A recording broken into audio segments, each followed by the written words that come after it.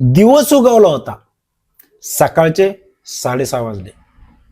एक शिक्षिका नेहमीप्रमाणे शाळेत शिकवण्यासाठी जिल्हा परिषदेच्या शाळेकडे निघाल्या होत्या.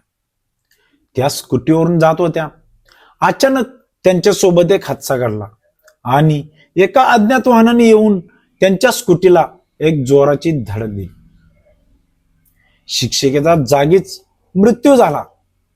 ही बातमी त्यांच्या नवऱ्याला समजली. त्यांचा नवरा येऊन त्यांच्या पार्थिवाजवळ मोठमोठ्याने हंबरडा फोडून रडू लागला. हा सगळ्यांना खरं तर अपघातच वाटत होता, पण हा खरं तर घातपात होता. नेमकं काय घडलं आणि तो अपघात नसून तो घातपात कसा आहे ते पाहूया आपण या व्हिडिओच्या माध्यमातून. तर नमस्कार मंडळी, मी अमोल आणि तुम्ही पाहताय विषय महाराष्ट्राचा. चित्रपटात जसं दाखवतात तशीच सेम घटना घडले बुलढाणा जिल्ह्यातील संग्रामपूर तालुक्यातील पातुर्डी या गावामध्ये. या गावामध्ये वृषाली गावंडे या जिल्हा परिषद शाळेच्या शिक्षिका राहत होत्या. त्या नेहमीप्रमाणे सकाळी 6:30 वाजता आपल्या स्कूटीवरून पिंपळगावकडे आपल्या शाळेच्या दुटीसाठी निघाल्या होत्या. त्याच वेळी वृषाली यांच्या स्कूटीला एका अज्ञात वाहनाने एक जोराची धडक दिली. ती धडक एवढी भयंकर होती की वृषाली यांचा जागीच मृत्यू झाला.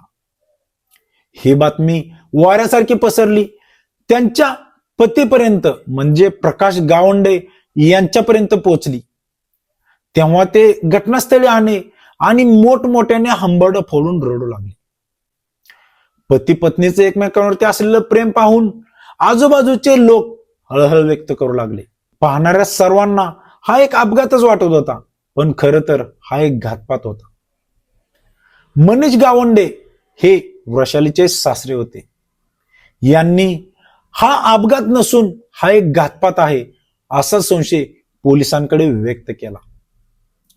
तिथूनच खरं तर या घटनेला एक वेगळं वळण लागलं. जळगाव जामोद पोलिसांनी तपास सुरू केला.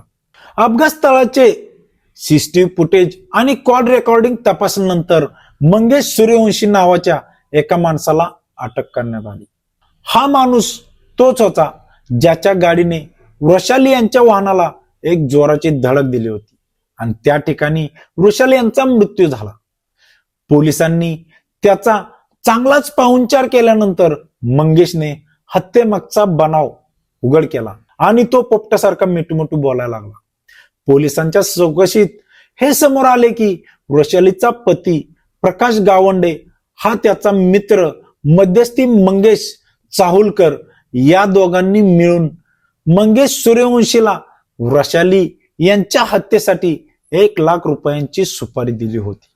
पोलिसांनी या तिघांना अटक केली आहे आणि तिघांना 3 दिवसाची पोलीस कोठडी देण्यात आली आहे.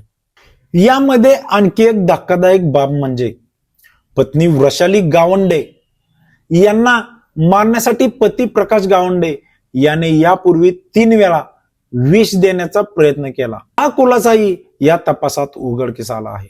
3 वेळा झालेला प्रयत्न अपयशी ठरल्याने वृषाली यांचा जीव वाचला होता, पण अखेरचा डाव मात्र यशस्वी झाला आणि त्यात वृषाली यांचा जीव गेला. दरम्यान प्रकाश गावंडे यांनी आपल्या पत्नीच्या हत्येची सुपारी का दिली किंवा याआधी इतक्या वेळा तिचा जीव घेण्याचा प्रयत्न का केला याबाबत पोलिसांचा तपास सुरू आहे. पोलिसांच्या चौकशीत सगळी माहिती समोर येणार आहे, पण झालेल्या घटनेबाबत तुम्हाला काय वाटतं हे कमेंट बॉक्समध्ये नक्की सांगा.